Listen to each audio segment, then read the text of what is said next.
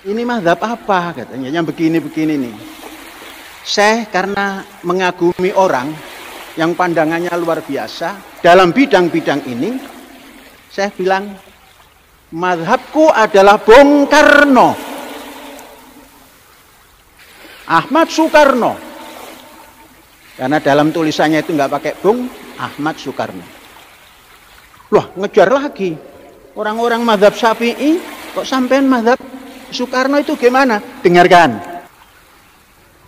Ciri utama ahli sunnah di zaman akhir itu dalam akidah anut nak boten Abdul Hasan Al-Asy'ari di anut Abu Mansur Al-Maturidi. Dalam fikih mengikuti salah satu mazhab 4. Ini gua Abu Hanifah, Imam Malik atau Imam Syafi'i atau Ahmad bin Hanbal. Dalam tasawuf mengikuti salah satu mazhab yang dianut Abu Qasim Al-Junaidi atau Imam Sinten Ghazali.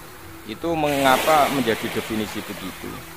Karena dulu ngene-ngene iki wadah ormas sing mentang, firqah teng Arab kata sing mentang. Iku takrif apa Nabi ra tau ngendikan ngono. Kamu itu tidak usah terjebak dengan omongan mereka bahwa Nabi tidak pernah ngendikan definisi ahli sunnah jamaah seperti itu. Ya tentu Nabi tidak akan ngendikan seperti itu. Zaman Nabi kan belum ada Imam Ghazali, belum ada Abul Qasim Al-Junaidi. Tapi kita percaya dengan definisi seperti itu.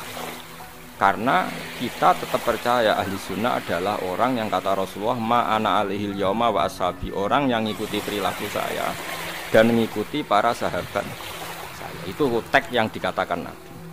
Lalu kenapa kita menyebut imam-imam kita, sanad-sanad kita? Karena kalau kita tidak menyebut, pertanyaannya adalah kamu kok tahu kalau sahabat melakukan itu kata siapa? Kata guru saya. Kan kamu tidak bisa langsung mengatakan kata Nabi. Leo Nabi rawimu sapa? Imam Bukhari. Imam Bukhari itu sapa? Murid Imam Syafi'i. Imam Bukhari itu periodenya setelah Imam. Saya hafal sanadnya Imam Bukhari sampai Rasulullah. Saya punya sanad saya sampai Imam Bukhari. Sehingga kita mau tidak mau harus nyebut ulama. Misalnya kita takoki, kowe roh Amerika, gak roh. Kok roh nak Amerika ono delok ning TV. Wong TV e mbok dadekno sanad kok Imam Syafi'i ora ono sanad. Kowe kok roh nak ketua DPR tersangka jari sapa? Jari TV. Sanatem kok di TV. Kowe ora iso roh dhewe. Ora mungkin kowe roh KPK pas sidang. Saiki tak takoki, Nabi dawuh ngene, ora usah ulama, Nabi langsung. Kowe kok roh nak Nabi dawuh ngono. Kabeh muni liwat ngipi kok Dimas Kanjeng. Gelem ra gelem kowe kudu nyebut guru. Mulane ana tradisi nyebut sanad, disebut nyebut ulama. Tapi santri-santri saiki ya kadang goblok, ana wong ngomong ngono. Enggak ada ulama yang penting Nabi. Ulama itu bisa salah, kalau Nabi tidak bisa salah. Lah kok ora Nabi ra tau salah dari sapa? Jare ulama, lho kok jare ulama, jare ora percaya.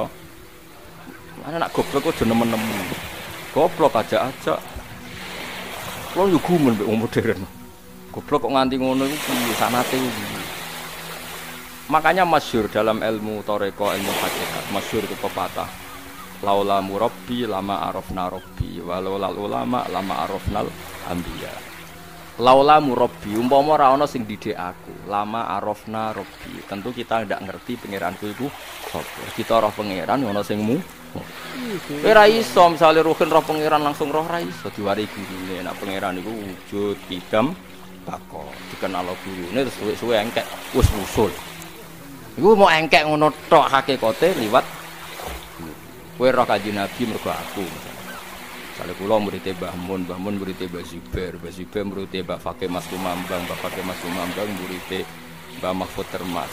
Mbah Mahfud Termas iku murid Sayyid Abi Bakar Sato sing aran I'anatul murid Sayyid Utsman Sayyid Zaini Dahlan, Sayyidina Dahlan murid Sayyid Utsman Ad-Dumyati terus nganti ke Imam Syafi'i. Nah, Imam Syafi'i gampang, Imam Syafi'i murid Imam Malik di guru jenenge Ibnu Syihab Az-Zuhri, Ibnu Syihab di guru jenenge Imam Nafi' di guru jenenge Abdullah bin Umar. Abdullah bin Umar menangi kanjeng Nabi Muhammad sallallahu alaihi wasallam. Kowe kudu hafal sana. Anak rapal yo nempel, pokoke jare Gus Pak ngono. Lah wis iku gampang wis. Luwih napa? Gampang. Sono ahline takok wae kok angel apa? Tapi kamu mau, nah sehingga karena nanti klaim tentang Nabi itu bias, bikinlah kriteria siapa yang sanadnya paling akurat tentang tauhid. Kita menyebut Abu siapa? Abdul Hasan Al-Asy'ari sama Abu Mansur Al-Maturidi. Siapa yang paling akurat dalam sanad ilmu tasawuf? Kita menyebut Abdul Qasim Al-Junaidi dengan Imam Ghazali. Siapa yang paling akurat dalam sanad fikih? Kita menyebut misalnya Abu Hanifah. Siapa urutannya? Imam Malik, Imam siapa? Syafi'i, Ahmad bin Hanbal. Ini sesuai periode. Karena wulidas Syafi'i yauma mata Abu Hanifah. Imam Syafi'i itu lahir ketika hari kematian Abu Hanifah. Kila seperti itu. Yang jelas tahunnya sama. Sehingga kita harus nyebut Abu Hanifah dulu karena paling senior, paling awal. Imam Syafi'i itu sering tawassul, sering wasilah sama siapa itu? Abu Hanifah. Ini sudah tak petakan, saya baca yang sensitif lah, so yang ini ya. Ziyad al-Babus Samin, terus sebentar ini yang bab tawassul.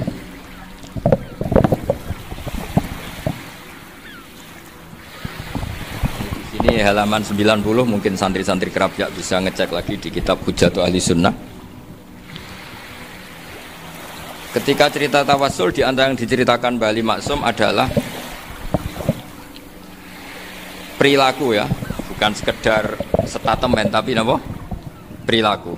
Perilakunya Imam Syafi'i atau ahwalnya kalau bahasa halusnya, yang selalu ke makamnya Abu Hanifah untuk tawassul. Padahal Imam Syafi'i itu orang yang secara ilmu sering kritik Abu Hanifah. Jadi ini saya baca ini di halaman 100, jadi tawassul mulai halaman 9 berapa ini sampai halaman ini yang qala sami'tu Syafi'iyya yaqul inni la atabarraku bi Abi Hanifah wa aji'u ila qabri fi kulli yaumin za'iran fa idza uridat li hajatun shallaitu rak'atain, halaman 100, waji'tu wa sa'altu wa ta'ala al hajat indahu fama tabudu anni hatta tuqda. Kanal Imam Syafi'i ayyama huwa bi Baghdad yatawassalu bil Imam Abi Hanifah yaji'u ila dorihi fayusallimu alaihi wa yatawassalu ila Allah bihi fi qada'i hajati. Terus wa yatawassalu Imam Ahmad bi Imamina Syafi'i. Jadi di antara yang diceritakan Mbah Halim Maksum itu betapa Imam Syafi'i yang terkenal sering mengkritik Abu Hanifah dalam tatanan fikih karena beliau tidak percaya ada istihsan. Abu Hanifah berpendapat adanya istihsan, dan kita tahu lah ikhtilafu Syafi'i wa Abu Hanifah itu besar sekali. Tapi beliau itu tahu Abu Hanifah itu orang yang sangat soleh. Abu Hanifah itu kalau ketemu sama orang yang utang beliau itu yang lari bukan yang utang Abu Hanifah, karena takut orangnya itu isin. Jadi kalau ketemu yang utang di jalan itu yang sembunyi itu Abu Hanifah. Kenapa engkau sembunyi? Ada yang utang saya lewat, nanti orangnya malu. Jadi setingkat Robi'ah Adawiyah itu beliau di rumah ada maling itu sembunyi. Ditanya kenapa engkau sembunyi? Malu, gak ada yang dimaling. Malu sama malingnya karena serumah itu gak ada barang yang layak dicolong gitu. Itu Robi'ah sampai dia sembunyi. Itu yang bisa niru itu Abu Hanifah. Jadi wali-wali besar ini ternyata saling menghormati dan saling tawassul.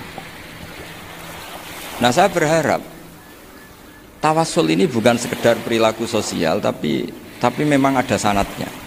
Sehingga terus diceritakan Bali di sini dulu istaqa Umar bil Abbas. Kata siapa tawassul harus dengan Rasulullah SAW? Dulu istaqa Umar bil Abbas. Sayyidina Umar itu tawassul istisqa dengan Sayyid Abbas. Padahal kita tahu Sayyid Abbas ini tidak nabi. Terus beliau cerita sampai Imam Syafi'i tawassul sama Abi Hanifah. Sehingga gak ada perdebatan, itu kan Umar. Kalau Umar kan ada jaminan boleh diikuti karena beliau sahabat. Bali cerita tentang Imam Syafi'i yang tawassul dengan Abu Hanifah. Seargumentatif itu. Maka saran saya kepada alumni Kerapjak, santri-santri Kerapjak, karena saya hanya berani ngomong sama santri Kerapjak, sama mas saya hanya ada berani kalah sepuh. Itu tradisi keilmuan itu harus dijaga dengan hujjah dan dengan tadwin, dengan pembukuan. Saya punya sekian cerita ya, misalnya dulu kita mungkin iskal itu janggal. Kenapa sih orang Islam tukaran sama orang Islam itu? Sehingga diantara doa Nabi yang enggak dikabulkan Allah, enggak boleh dikabulkan sama Allah, enggak boleh, bukan berarti enggak mustajab. Redaksinya famana aniha, memang enggak boleh. Redaksinya bukan falam yastajib lahu tapi famana aniha. Di Al-Marrah As-Salisa ini Nabi dilarang. yaitu melarang umat Islam itu jangan sampai tukaran sama umat Islam sendiri. Itu kata Allah. Ya tidak bisa kata Allah, kalau itu tidak saya kabulkan. Itu dulu guru-guru kita nyontohkan sederhana. Kira-kira kalau saya tukaran wek Gus Zofuru mbah mun luwih ikhlas timbang ditukari wong liya.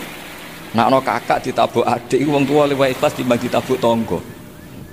Barokahnya membaca kita lebih mentoleransi. Kalau ada Mbah Hashim dikritik Mbah Fakih Mas Kumambang, kita ikhlas. Tidak dikritik guru PAUD itu kan. Atau dikritik orang-orang nggak bisa ngaji. Artinya ternyata keliru kita bilang kiai kok tukaran. Justru bagus kiai tukaran dibanding kiai dikritik guru PAUD atau dikritik orang-orang yang nggak bisa baca kitab. Akhirnya barokahnya baca kita menjadi tahu. Dulu Mbah Mun sering cerita, ini masih cerita silsilah ya. Jadi Mbah Ali Maksum tadi kita tahu di antara guru besarnya Mbah Ali Maksum tentu Mbah Mahfud Termas. Beliau adalah adik dari Kiai Mahfud Termas. Mbah Dimyati ini adik Kiai Mahfud Termas. Itu punya saudara namanya Abdul Razak, juga punya saudara namanya Dahlan. Itu yang membawa Thariqah Syadziliyah di Solo Raya, yang sekarang alhamdulillah diteruskan Gus Wafi.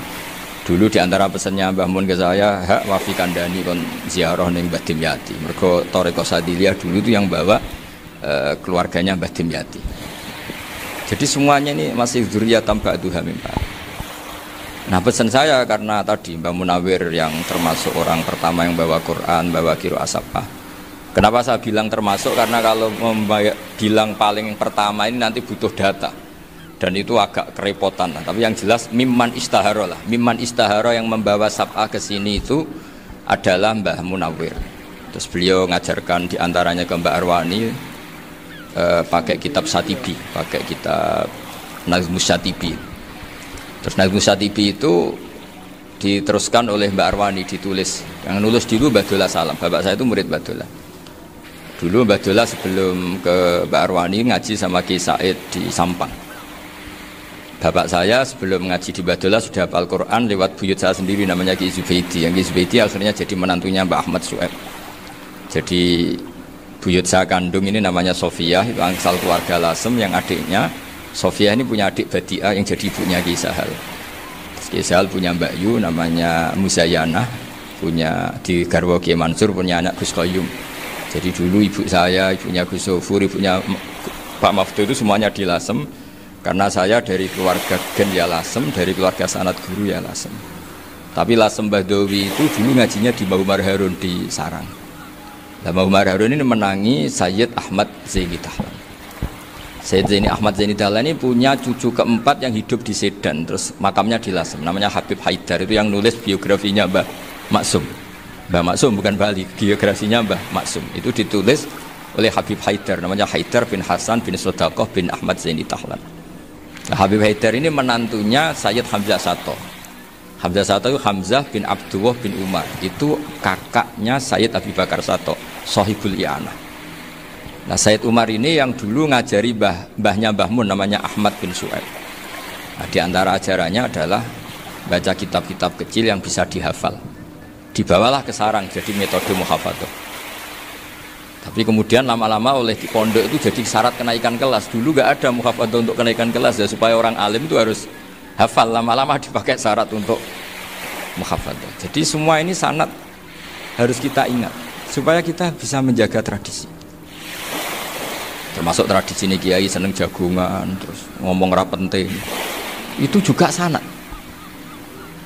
Setahu saya Mbah Mun itu kalau ketemu bapak ya guyon terus. Saya punya kenangan tuh yang dulu agak iskal tuh begini. Ada isu lah, entah isu entah hoax entah apa, ada kaji itu agak beling itu, pokoknya beling lah. Seneng siapa itu, rondo lah apa. Pokoknya beling. Ketika Mbah Mun dilaporin tamu kalau kaji itu beling sama rondo itu. Mbah Mun tanyanya lucu. Lho ayu no cum. Wahyu banget, Mbah. Wahyu. Itu bapak juga bakas ayu nih. Dulu saya sekali ini kiai kok bakas wong ayu, bakas budine barang lah kira-kira gitu. Tapi setelah saya tambah alim, tambah ngerti itu, kata bapak gini, ya apik bakas ayu hak timbang iya no malah qadzaf. Ternyata seni. Sekali Mbah Mun atau bapak bilang, waji kok zina kaji, maka larinya ke qadzaf. Maka menghindari bahasa menuduh, ngomong yang enggak penting. Lho ayu no. Jadi kiai dulu tuh orang sok suci tapi menghindari hal-hal yang Jadi punya seni untuk ngelola kehidupan. Orang bermalam-malam jagungan sama teman asik itu kan perlawanan terhadap nafsu kita, syahwat kita untuk mungkin nikmati dugem di bar atau di tempat-tempat maksiat. Itu setan di Indonesia tuh kakuati sama Ki Jawa. Orang supaya tidak tertarik maksiat itu tuh Ki Jawa cukup ketemu kancane masak terong guyon, gejol-gejolokan zaman mondok, sewengi lulus sangka maksiat. Bar wis tutup. Perlawanannya sederhana, nggak pakai tahajud, nggak pakai wiridan. Karena Ki Jawa juga kalau rapati potongan ahli ibadah, itu jagungan. Gitu. Jadi setahu saya itu pernah lihat Bali itu sekali ketika beliau ngisi ceramah di Mbah Hamid Bedowi. Saya masih kecil diajak bapak. Dulu kalau bapak ngelihat Bali sama Mbah Hamid itu mesti nangis, karena dua orang alim bertemu. Yang akhirnya ya bisa nangis itu. Mbah Hamid punya anak Gus Nasih, di sini ada Mbah Nafisa, terus jadi Mbak Salih Hindun itu. Jadi dulu itu ya guyon terus ketika ketemu. Itu yang sering bodoni Mbah Hamid itu ya Ki Bisri. Ki Bisri itu kalau datang ke Ki Hamid Pasuruan, nak wali tenan aku teko ditata nomangan. Jadi ukurannya ya ternyata sampai sana dikeimangan tenan. Masih belum mengakui, kan nak wali tenan aku iki kiai rung di mobil, dongakno aku di mobil. Sudah kalah satu seri itu masih gak terima. Lalu itu Mbah Hamid akhirnya berdoa, ayo monggo, mugi-mugi Ki Bisri gak ada mobil. Itu setelah didoain masih tanya, mereknya apa merek? Jadi itu Mbah Hamid jawab, yo paling Holden itu, paling Holden. Itu nyari mobil itu ya adalah dapatnya Holden. Suatu saat Mbah Bisri diundang Mbah Hamid gak dikasih pisau, karena utangnya sudah banyak Mbah Hamid. Mbah Bisri ini utang doa tadi. Itu ya gak dikasih pisau, ya gak mau kesang apa-apa kelambimu kayak aku. Didol sama muhibbinya Mbah Hamid, itu harganya melebihi jatah pisau. Ketemu Mbah Hamid, Kang, susu Kang, mergo. Jadi dulu itu rileks, makanya ini yang diceritakan ke Zofur. Sebetulnya kalau kiai-kiai itu bersanat itu ya rileks, hidupnya itu rileks. Karena rileks ini perlawanan terhadap kemungkaran. Saya dulu musyawarah sering sama Gus Zofur usul fikih. Itu jelas di antara yang ditulis Lubil Usul itu. Ya kita tahu tadi misalnya sanad usul fikih, Mbah Ber itu sangat al-usuli, Kiai Zubair Dahlan, abahnya Mbah Mun. Punya murid di antaranya Kiai Sahal. Kiai Sahal punya karangan Thariqatul Husul fi Syarhi Lubil Usul. Itu Thariqatul Husul itu beliau ngendikan dalam mukaddimah bahwa saya bisa mensarah ini berdasar ngaji maknani sama Mbah Zubair. Terus beliau mengutip sarah itu dari kitab Nailul Ma'mul. Beliau ngendikan binus khotin khotiyah ghairi matbu'ah. Dan itu ditemukan di Kiai Mansur di Lasem, karena Kiai Mansur iparnya Mbah Sahal. Mansur bin Khalil ini diantara katibnya Syekh Mahfud. Jadi semuanya ini sambung. Mbah Ber saking ahli usul fikihnya, kalau ngajar usul fikih itu kalau guyon takriran saya ini lebih memahamkan ketimbang sarah. Ya sudah, terus Mbah Zubair Kiai Fakih, terus Syekh Mahfud. Di sini Syekh Mahfud termasuk orang yang dekat Mbah Munawir, sampai putrane Mbah Mahfud namanya Gus Muhammad dibawa Mbah Munawir, kemudian mondok di Termas diantaranya, terus dinikah jadi menantunya kalau nggak salah Haji Taslim di Betengan, kemudian sekarang juriannya Mbah Mahfud di Betengan. Ini nggak boleh hilang secara sebab. Itu diantara di usul fikih diterangkan, ketika diantara 5 hukum itu ada yang bernama mubah. Mubah itu boleh dilakukan, boleh ditinggalkan, dan kalau dilakukan ya tidak berpahala, tidak disiksa. Itu ada ulama yang protes nggak bisa seperti itu.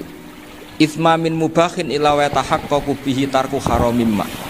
Fa'il zamu minas sukun tarkul qatli wa minas sukut tarkul qadar. Tidak bisa, mubah itu tidak ada. Kalau kiai jagungan semalaman, itu Allah ngitungnya itu hada taroka dugem, wahada taroka delok dangdut, wahada taroka kada wakada. Oh, itu luar biasa. Dan kita ngikuti yang seperti itu saja. Gak usah tahajud, gak usah witir telulas kaya ora kuat timbang gremeng wis. Sewengi jagungan, setan ngenteni kita tergoda maksiat, ternyata maksiatnya sampai tutup, kiainya masih apa? Jagung. Jadi jagungan saja ada ilmunya bahwa itu perlawanan terhadap tarkul ma'asi.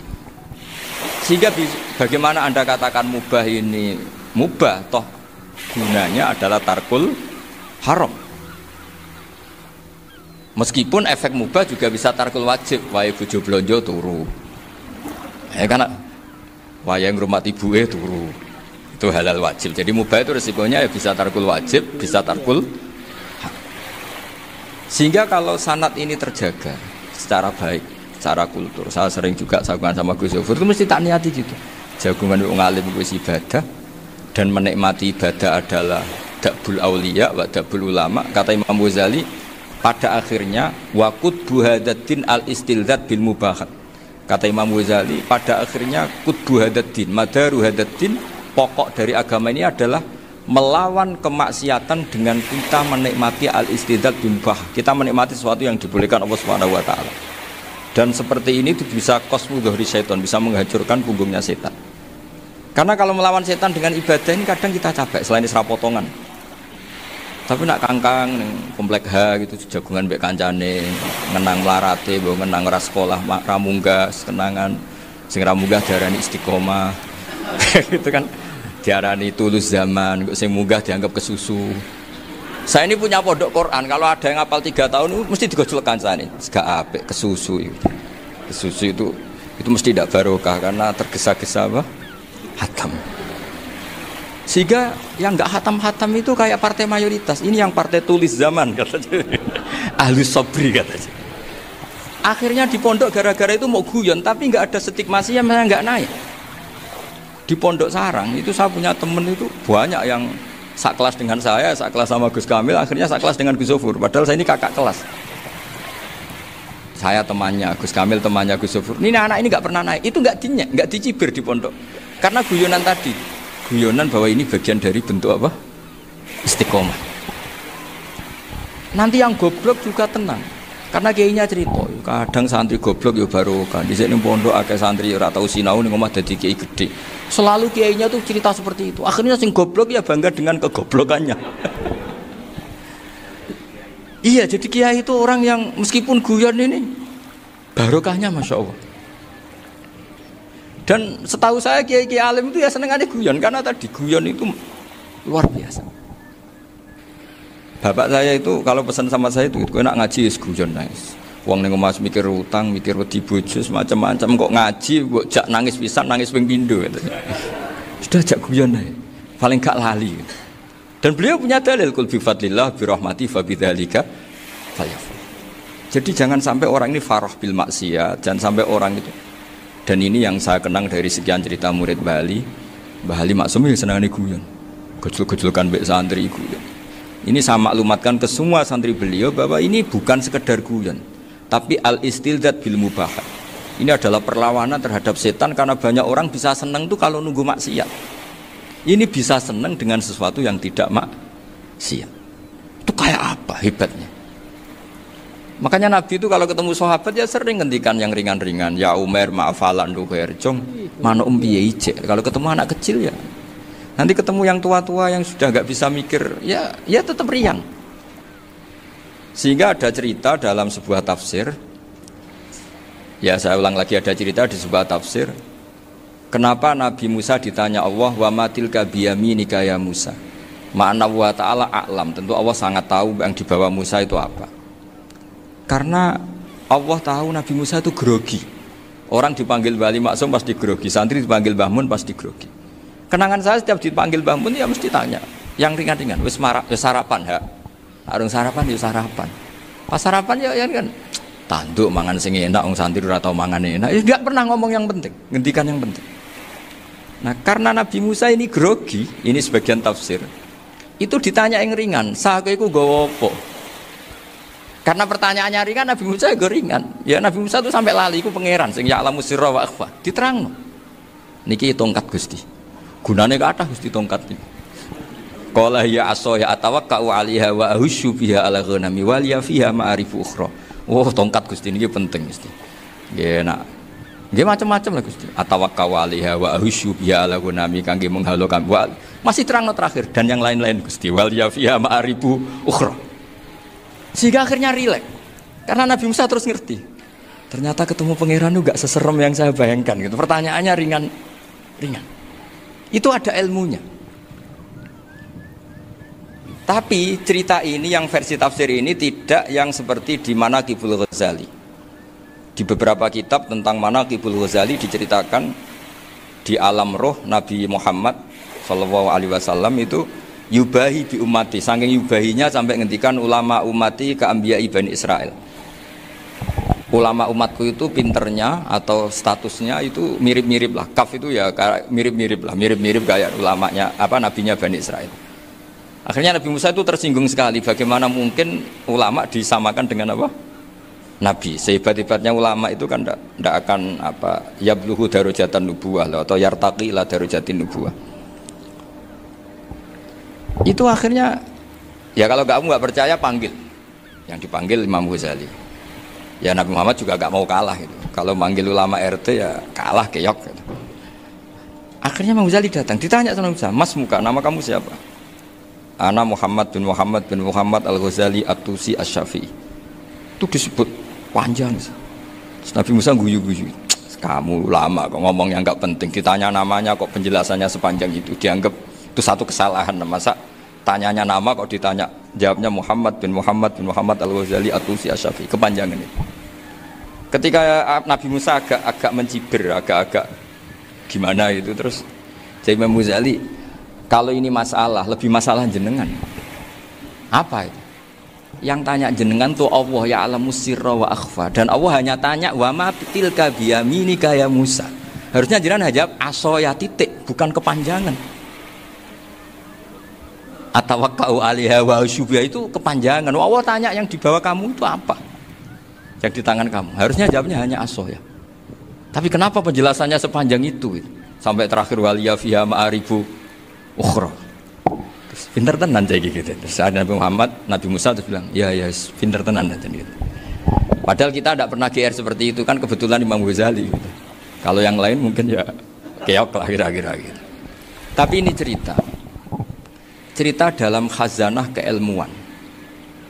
Benar yang dikatakan Gus Zofur. Saya termasuk orang yang pernah mondok Lirboyo Pasanan. Jadi setelah saya disuruh nemani Gus Kamil, tahun berikutnya Gus jenengan disuruh. Pokoknya anakku mbok sak wulan lah kudu tahu mondok Lirboyo. Piye aku tahu ngaji Wakarim. Terus yang disuruh mbaturi Gus Kamil itu saya. Jadi saya pernah 1 bulan tuh di Lirboyo. Karena saya ini santri beling ya, kontraknya pokoknya penting ziarah Bakarim. Ya saya enggak pernah ngaji ya, pokoknya gerbar ngisa. Ziarah ya sudah. Ngaji subuh ingat saya sama Gus Imam itu dari 17 hari ingat saya ngaji 2 kali. Tapi kalau ziarah ke Bakarim sudah lupa jumlahnya karena memang kontraknya disuruh ziarah sampai seperti itu. Dan saking senengnya bangun sama Bakarim saya masih ingat ngamplopi salam template itu masih ingat untuk Gus Anwar, untuk Gus Imam, untuk Gus Kafabi, termasuk untuk Gus Maksum. Itu malam-malam saya dijak ngamplopin. Zaman itu saya masih ingat selawewu. Zaman itu kos 1 bulan itu 13.000. Jadi kira-kira kalau 25.000 itu untuk kos 2 bulan. Jadi saya krusnya itu pakai kos. Saya masih ingat Mondok Sarang itu kos 1 bulan 13.000. Berarti kira-kira 500.000 itu di amplopin sendiri sama Bang. Ini untuk Gus War, ini untuk Gus Imam, ini untuk Gus. Padahal Gus Imam ini mondoknya sudah dibangun. Itu bangun hormatnya sampai untuk jatah salam template. Lah yang ribet kebalikannya, kita pulang Gus Imam karena melihat Gus Kamil ini putrane Mbah Mun, Gus Kamil disangoni. Saya juga disangoni karena Gus Imam dulu ngaji juga sama Pak D saya, sama keluarga saya. Itu kata Gus Kamil setelah keluar, "Mau agak muni gua abal ya, boten berarti gua aku." Karena ini penting, ini kalau sampai dianggap tukar guling ribet nih. Jadi ditakwil sendirilah, "Mau gak muni gua abal ya?" "Boten wis." Yes berarti halal. Tapi sama Mbah Mun ya ditanya. Ditanyanya bukan apa karena untuk meneruskan tradisi bahwa kalau kiai ketemu itu ya saling memberi hadiah, saling itu sudah faqaddimu baina yadayna najwakum shadaqah. Sehingga ketika Kapya ini punya Bali Maksum alim alama, kemudian melahirkan murid-murid yang juga ipar kayak Mbah Warsun bisa ngarang Kamus Al-Munawwir, Pak Bik juga punya karangan Kamus Al-Mu'asir. Saya itu punya semua. Karena ini adalah buah dari bahwa kita ini tidak kalah sama produk-produk yang di sana. Bahwa produk di kita ini sudah cukup untuk mengantarkan orang menjadi alim alama. Dulu Mbah Zubair ke Mekah ya sudah alim alama. Gus Zofur ke Al-Azhar sudah alim. Semua teman-teman kita ke Mekah itu sudah alim semua. Padahal produk mondoknya ya tadi mau digojlok kiai ini, terus mangkel be keamanan biasanya. Biasanya musuh besar pondok itu keamanan.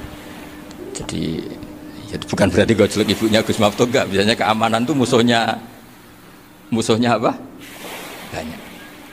Jadi cerita-cerita saya mohon sekali murid-murid kerap ya, jangan hanya ngaji fikih. Kalau hanya ngaji fikih itu posisi Abu Hanifah itu seakan-akan nyuwun sewu orang yang sangat tidak ahli hadis. Karena beliau di situ kelihatan kalah sekali dengan Imam Syafi'i. Apalagi di perdebatannya Muhammad bin Hasan Asy-Syaibani dengan Imam Syafi'i itu kelihatan sekali betapa Abu Hanifah itu orang yang nyuwun sewu ditinggalkan dalam ilmu hadis. Sampai beliau hanya dapat gelar min ulama ahli ra'yi, termasuk ulama yang kuat logikanya. Juga harus baca kitab-kitab seperti ini. Ternyata di balik Imam Syafi'i mukhalif pada beliau di bab-bab fikih, perilakunya sangat hormat. Sampai beliau tuh kalau tawassul ke kuburannya Abu Hanifah. Dan beliau ngendikan an-nasu fil fiqhi iyalun ala Abu Hanifah. Semua orang yang ahli fikih itu masih anak buahnya Abu Hanifah. Saya berkali-kali cerita, mazhab Syafi'i itu alatut tadhir hanya dua, yaitu al-ma' wa turab. Abu Hanifah nambahi wanar. Alasannya Abu Hanifah orang mukmin yang dosanya banyak itu dibakar di neraka, dan alasannya Allah litadhirihim, untuk mensucikan mereka. Jika pikirannya Abu Hanifah an-nar itu min alatit tadhir. Apa yang terjadi ketika bata itu batu bata yang dibakar, di situ campur teledong, campur apa-apa, itu kalau sudah mazhab Abu Hanifah selesai, sudah suci, karena sudah ngelewatin pembakaran. Meskipun kita tidak akan kalau kehilangan air terus wudu dengan api, bisa bunyak semua itu. Tapi apapun itu menjadi solusi. Sehingga saya punya kitab namanya Ikhtilafu Malik, Ikhtilafu Malik wa Abu Hanifah atau Ikhtilafu Syafi'i ma Abu Hanifah. Itu kelihatan sekali kalau Abu Hanifah itu nyuwun sewu posisinya kalah. Karena yang ngarang orang-orang Syafi'i. Tapi kalau melihat kitab-kitab kewalian, misalnya di kitab Mizan Kubro ini juga sering disebut itu Mbak Ali Maksum tentang Imam Sa'roni. Berkali-kali beliau mengutip Mizan Kubro. Itu Abu Hanifah adalah orang yang sangat mukasyafah. Artinya ketika Nabi cerita air wudhu itu menjatuhkan dosa, tidak ada air wudhu yang jatuh ke kamu kecuali saat itu juga dosa kamu jatuh. Itu beliau datang ke Madharota Kufah. Kemudian beliau bilang sama si orang tua tadi, tub anizina. Orangnya terus bilang atubu minazina. Ada lagi pemuda datang dibilangin tub an ukuki walideka, terus bilang tub tu an ukuki walidayya. Sampai yang terakhir ada tub an simai alatilahwi atau an samai alatilahwi, terus tub tu an samai. Ketika orang itu ditanya, kenapa engkau begitu tahu dosanya apa? Saya tahu air wudhu ini menjatuhkan apa. Jadi kira-kira kalau zina mungkin ya batang babi lah. Kalau hanya sekedar melihat bak-bak mungkin ya curut atau tikus lah kira-kira gitu. Nak delok diluk ya mungkin ya tikus cilik gitu. Nak delok suwi ya tikus werok itu atau apalah. Pokoknya beliau itu tahu. Tapi anehnya Abu Hanifah apa? Setelah itu dia nangis minta mukasafahnya ditutup. Ya Allah, saya ini mukasafah kok malah menjadi tahu sawatil mukmin. Padahal aturan syariat jenengan man satara musliman satarahu, bahwa enggak baik melihat jeleknya orang mukmin. Minta ditutup. Makanya saya ini bangga ada mukasafah. Makom yang kita sampai sekarang itu makom setelah Abu Hanifah mukasafah. Jadi Abu Hanifah repot-repot mukasafah, minta makomnya ditutup tidak menjadi mukasafah. Dan alhamdulillah kita sudah tidak mukasafah sebelum minta ditutup. Jadi kita ini keren. Keren karena aturannya itu man satara musliman satara huwa, yang tidak tahu aibnya orang muslim maka Allah akan nutupi aibnya di akhirat. Dan kita alhamdulillah barokahnya tidak mukasafah, tidak ngerti aibnya orang mukmin. Jadi kita harus pakai patokan ilmu. Saya ulang lagi, kita harus pakai patokan. Makanya saya tahu betul ketika Kiai Hamid Pasuruan, beliau dulu ngaji Jamul Jame, ngaji Juman, Bali Maksum di sana sama Gus Habib, sama Gus Muhammad bin Mahfud, termasuk mbah saya kandung dulu Kiai Sidik, mbah saya yang dari itu juga ngaji di Termas. Bapak saya dulu Kiai Nur Salim ngaji di Buyut Baiti. Dulu itu kawin juga sederhana, kayak cerita Gus Sofur. Jadi bapak saya kandung itu Kiai Nur Salim itu ngaji di Mbah Baiti. Mbah Baiti itu adik kandungnya buyutnya saya dari ibu. Nah, Mbah Baiti itu teman akrabnya mbah saya namanya Kiai Nur Sam, Mbah Nur Sam. Singkat cerita terus Nur Kiai Jorabi narat Arabekno itu. Setelah bapak saya ke Badullah mau ditawarin jadi mantu, kata bapak saya kula pun dipek mantu Mbah Baiti. Akhirnya dapat ibu saya itu. Karena ibu saya itu cucu Mbah Baiti, cucu lambung. Jadi mbahnya ibu saya itu Mbak Yunya Mbah Baiti. Namanya Mbak Sofia tadi yang dapat Mbak Idris itu. Yang Mbak Idris ini bin Umar. Ya Umar Mbak Umar yang mbahnya Mbah Hamid, Hamid bin Abdul bin Umar, kalau bahasa itu Fatimah binti Idris bin Umar.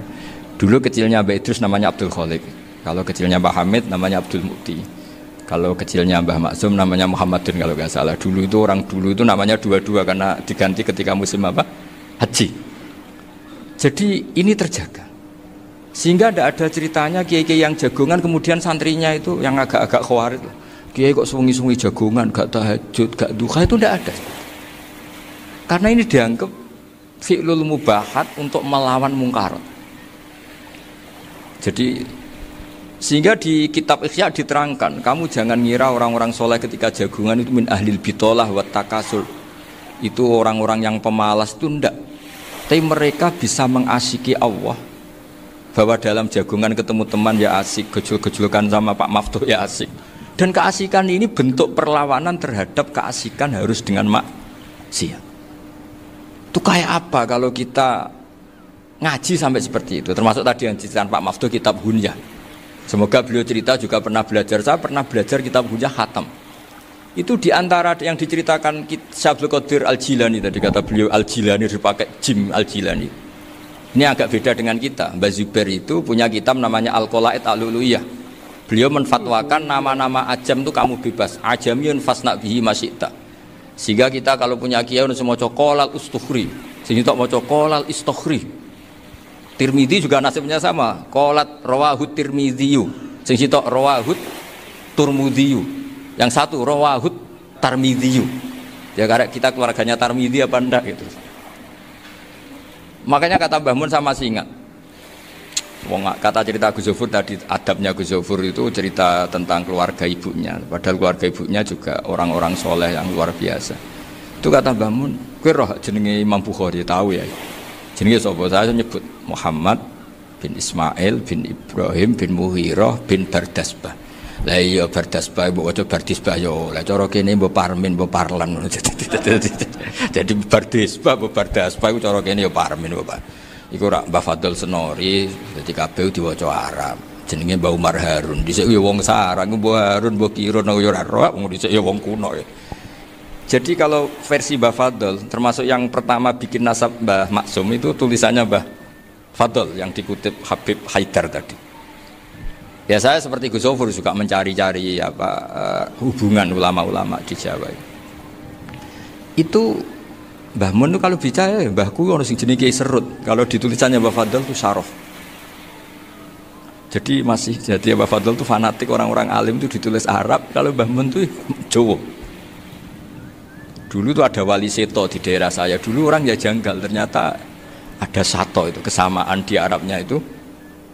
Sehingga kiai-kiai itu ada fanatik Tirmidzi, Turmudi, Tarmidi, Jilani, Jailani karena ajamiyun fasna bihi masyita. Jadi kalau nama-nama ajam semonggo lah baca sekenanya sementing. Cuma mungkin tahqiqnya benar Pak Maftuh tadi memang di Mu'jamul Buldan itu Al-Jilani bikasri jim ya sudah kita baca Al-Jilani. Sebab itu kayak Pondok Pelosok Lirboyo itu menurut saya bagus. Orang itu maknani betul sama gurunya. Kalau sarang enggak. Kalau Pondok Lirboyo, pondok yang tadi ternyata keluarga Mbah Munawir sini pernah bisanan yaitu Mbah Zaini pernah nikah sama Nyai Komariah ya kalau nggak salah, punya putra Gus Habib ya, Pak Toha dan sebagainya. Itu betapa hubungan pondok Quran sama pondok kitab dulu itu nggak pernah terputus. Bapak saya selapal Quran itu dulu ngaji Mbah Zubair. Jadi bapak saya sering ngutip mu'en apa, padahal bapak saya itu terkenal tuh, beliau cita-citanya itu saya ingin hafal Quran kayak hafal Fatihah. Beliau itu sampai sepulahnya sekali. Karena beliau inginnya hafal Quran kayak hafal Fatihah. Termasuk murid terbaiknya Mbah Dolah bapak saya. Itu ya ngaji kitab. Sehingga kata Mbah, jadi Mbah Munawir di mantu Bali Maksum, itu ya sudah dipenggali. Sudah dipenggali dituruti pangeran. Lahirlah seorang Bali Maksum yang membawa. Tadi dulu itu ya Gus Muhammad yang ngaji di Termas, nanti Mbak Arwani sebelum ngaji di sini ngaji di Tebuireng. Sehingga Mbak Arwani bisa ngarang kitab. Beliau ngarang kitab tentang Sab'ah. Faidul Barokat namanya. Ya nulisnya ya fasih ya. Saya punya tulisan tangannya Mbak Arwani itu banyak. Saya juga punya tulisan tangannya Mbak Hasyim Asy'ari ketika nyurati buyut saya yang di Damaran itu pakai bahasa Arab. Jadi dulu itu Mbah Ali Maksum juga sama. Surat-suratannya dulu sama tokoh-tokoh Muhammadiyah ya bahasa Arab.